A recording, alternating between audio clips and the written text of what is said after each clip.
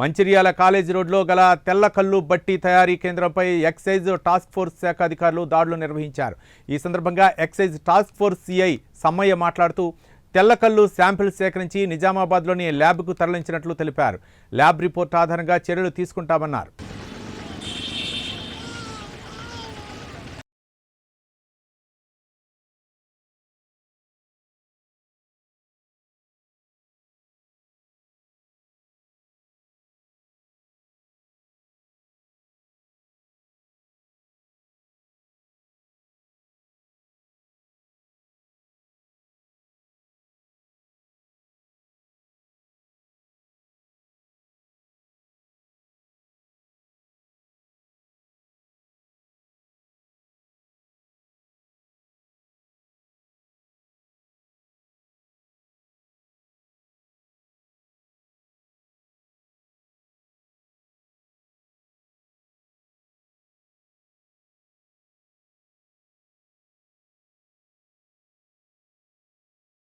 ఈరోజు కల్తీ కల్లు మీద రైడ్స్లో భాగంగా మంచిర్యాల టౌన్లో ఉన్న డిపోకి రావడం జరిగింది.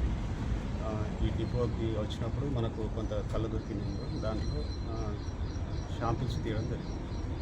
ఇది ఏం చేస్తామంటే నిజామాబాద్ పంపుతాము. ఆ తర్వాత రిపోర్ట్ వచ్చిన తర్వాత తదుపరి చర్యలు. ఇక్కడ డిపో కదా, ఇది ఇప్పుడు డిపో కాబట్టి ఇక్కడనే చేస్తారు. కాబట్టి మనం మార్నింగ్ సడన్గా వచ్చి ఇక్కడ తీయడం జరిగింది. సార్ నిజామాబాద్లో ఎక్కడ పంపిస్తారు సార్?